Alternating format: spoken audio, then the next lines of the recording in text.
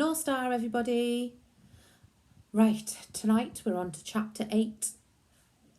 Last night, Danny's in the woods and he can't find his dad. Let's see what happens now. This chapter is called The Pit. I cannot possibly describe to you what it felt like to be standing alone in the pitchy blackness of that silent wood in the small hours of the night. The sense of loneliness was overwhelming. The silence was as deep as death, and the only sound were the ones I made myself.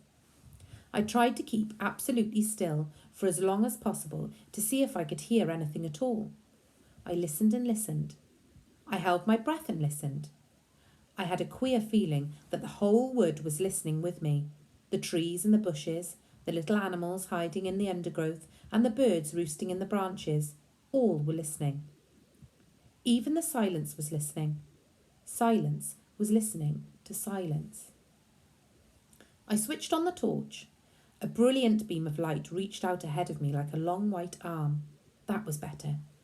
Now, at any rate, I could see where I was going. The keepers would also see, but I didn't care about the keepers anymore. The only person I cared about was my father. I wanted him back. I kept the torch on and went deeper into the wood. "Dad!" I shouted. "Dad! It's Danny! Are you there?" I didn't know which direction I was going in. I just went on walking and calling out, walking and calling, and each time I called, I would stop and listen, but no answer came. After a time, my voice began to go all trembly. I started to say silly things like, "Oh, Dad, please tell me where you are. Please answer me. Please. Oh, please." And I knew that if I wasn't careful, the sheer hopelessness of it all would get the better of me, and I would simply give up and lie down under the trees. "Are you there, Dad? Are you there?" I shouted. "It's Danny." I stood still, listening, listening, listening, and in the silence that followed, I heard, or I thought I heard, the faint, but oh so faint, sound of a human voice. I froze and kept listening. Yes, there it was again. I ran towards the sound. "Dad!" I shouted. "It's Danny, where are you?" I stopped again and listened. This time the answer came just loud enough for me to hear the words. "I'm here," the voice called out. "Over here." It was him. I was so excited my legs began to get all shaky. "Where are you?"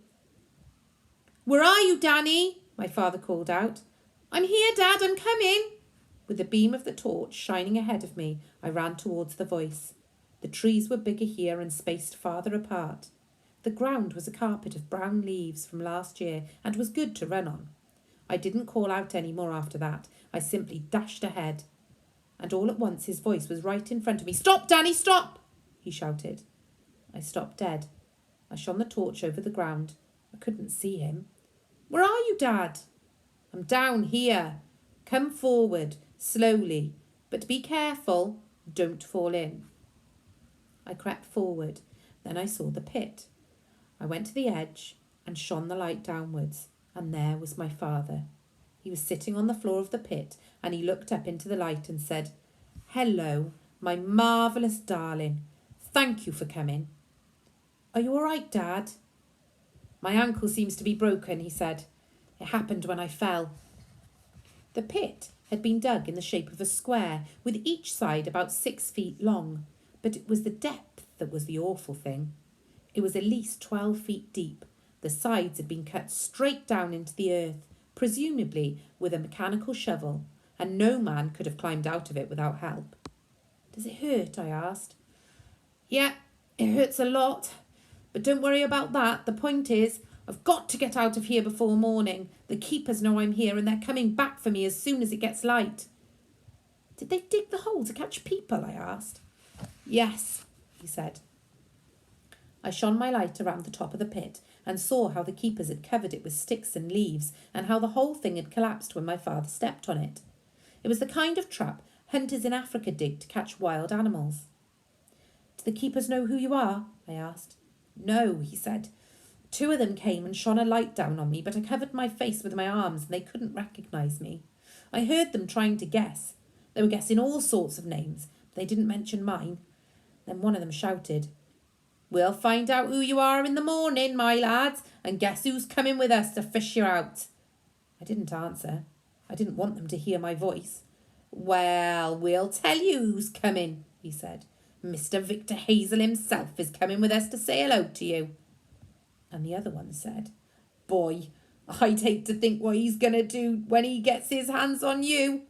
They both laughed, and then they went away. "Oh, my poor ankle." "Have the keepers gone, Dad?" "Yes," he said. "They've gone for the night." I was kneeling on the edge of the pit. I wanted so badly to go down and comfort him, but that would have been madness. "What time is it?" he said. "Shine the light down here so I can see." I did as he asked. "It's 10 to 3, he said. "I must be out of here before sunrise." "Dad," I said. "Yes." "I bought the car. I came in the baby Austin." "You what?" he cried. "I wanted to get here quickly, so I just drove it out of the workshop and came straight here." He sat there staring at me. I kept the torch pointed to one side of him so that it didn't dazzle his eyes. "You mean you actually drove here in the baby Austin?" "Yes." "You're crazy," he said. "You're absolutely plumb crazy." "It wasn't difficult," I said. "You could have been killed," he said. "If anything had hit you in that little thing, you'd have been smashed to smithereens." "It went fine, Dad." "Where is it now?" "Just outside the wood on the bumpy track." His face was all puckered up with pain and white as a sheet. "You all right?" I asked. "Yeah, I'm fine." He was shivering all over, even though it was a warm night. "If we could get you out, I'm sure I could help you to the car," I said. "You could lean on me and hop on one leg." "I'll never get out of here without a ladder," he said. "Wouldn't a rope do?" I asked. "A rope," he said. "Yes, of course, a rope would do. There's one in the baby Austin. It's under the back seat. Mr. Pratchett always carries a tow rope in case of breakdown." "I'll get it," I said. "Wait there, Dad." I left him and ran back the way I'd come, shining the torch ahead of me. I found the car. I lifted up the back seat. The tow rope was there, tangled up with the jack and the wheel brace. I got it out and slung it over my shoulder. I wriggled through the hedge and ran back to the woods. "Where are you, Dad?" I called out. "Over here," he answered. With his voice to guide me, I had no trouble finding him this time. "I got the rope," I said. "Good. Now tie one end to the nearest tree." Using the torch all the time, I tied one end of the rope round the nearest tree. I lowered the other end down to my father in the pit. He grasped it with both hands and hauled himself up into a standing position. He stood only on his right leg. He kept his left foot off the ground by bending his knee. "Jeepers," he said. "This hurts." "Do you think you can make it, Dad?" "I've got to," he said. "Is the rope tied properly?" "Yes." I lay on my stomach with my hands dangling down into the pit. I wanted to help pull him out as soon as he came within reach. I kept the torch on him all the time. "I've got to climb this with hands only," he said. "You can do it," I told him. I saw his knuckles tighten as he gripped the rope. Then he came up, hand over hand, and as soon as he was in reach, I got hold of one of his arms and pulled for all I was worth. He came over the top edge of the pit, sliding on his chest and stomach. Him pulling on the rope and me pulling on his arm. He lay on the ground, breathing fast and loud. "You've done it," I said. "Let me rest a moment." I waited, kneeling beside him. "All right," he said. "Now for the next bit. Give me a hand, Danny. You'll have to do most of the work from me now on." I helped him to keep his balance as he got up on his one good foot. "Which side do you want me on?" I asked. "On my right," he said, "otherwise you'll keep knocking against my bad ankle." I moved up close to his right side and he put both his hands on my shoulders. "Go on, Dad," I said. "You can lean harder than that." "Shine the light forward so we can see where we're going," he said. I did as he asked. He tried a couple of hops on his right foot.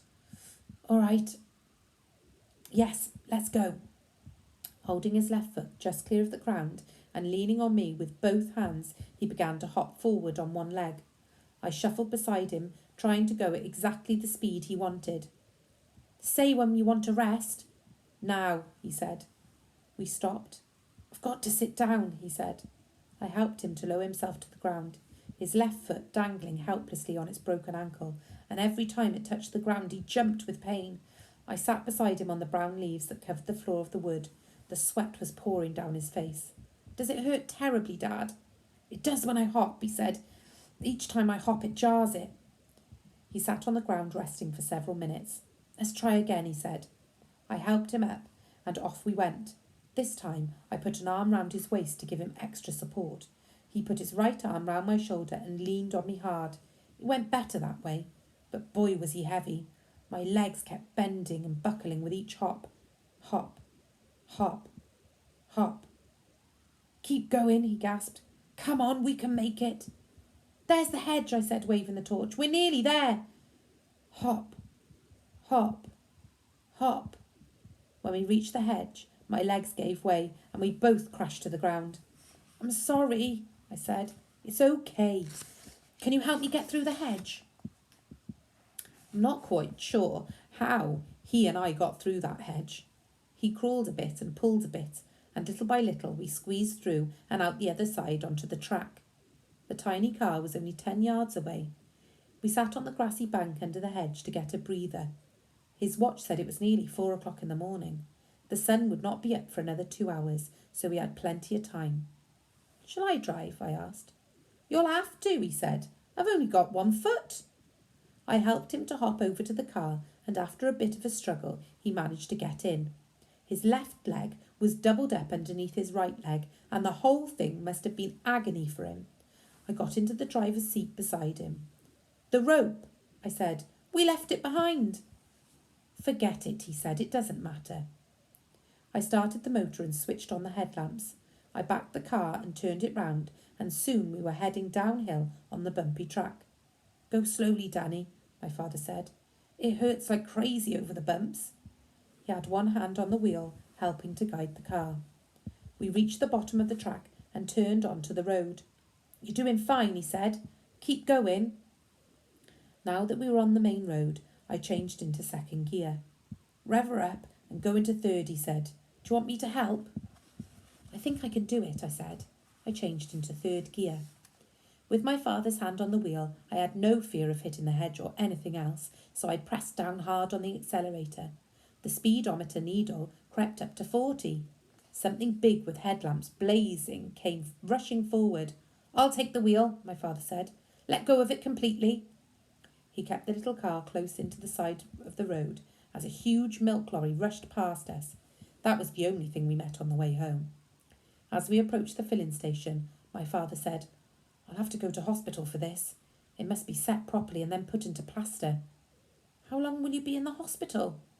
Don't worry, I'll be home before evening. Will you be able to walk? Yes, they'll fix a metal plate thing into the plaster. It sticks out underneath the foot. I'll be able to walk on that. Should we go to the hospital now? No, he said. I'll just lie down on the floor of the workshop and wait till it's time to call Dr. Spencer. He'll arrange everything. Call him now, I said. No, I don't like waking doctors up at 4:30 in the morning. We'll call him at 7. What will you tell him, Dad? I mean, about how it happened. I'll tell him the truth, my father said. Dr. Spencer is my friend. We pulled into the filling station and I parked the car right up outside the workshop doors. I helped my father to get out. Then I helped him round the waist as he hopped the short distance into the workshop. Inside the workshop, he leaned against the tool bench for support and told me what to do next. First, I spread some sheets of newspaper out over the oily floor. Then I ran to the caravan and fetched 2 blankets and a pillow. I laid 1 blanket on the floor over the newspaper. I helped my father to lie down on the blanket. Then I put the pillow under his head and covered him with the second blanket. Put the phone down here so I can reach it, he said. I did as he asked. Can I get you anything, Dad? What about a hot drink? No, thank you, he said. I mustn't have a thing. I'm going to have an anaesthetic soon, and you mustn't eat or drink anything at all before that. But you have something. Go and make yourself something for breakfast. Then go to bed. I'd like to wait here till the doctor comes, I said. You must be dead tired, Danny. I'm all right, I said. I found an old wooden chair and pulled it up near him and sat down. His eyes closed, and he seemed to be dozing off. My own eyes kept closing too. I couldn't keep them open. "I'm sorry about the mess I made of this," I heard him saying. I must have gone to sleep after that, because the next thing I heard was Dr. Spencer's voice saying to my father, "Well, goodness me, William, what on earth have you been up to?" I opened my eyes and saw the doctor bending down over my father, who was still lying on the floor of the workshop. And that's that for that chapter. So I'm glad that he found his dad and got him home safely. Let's find out what happens with Dr. Spencer tomorrow night. Sleep tight.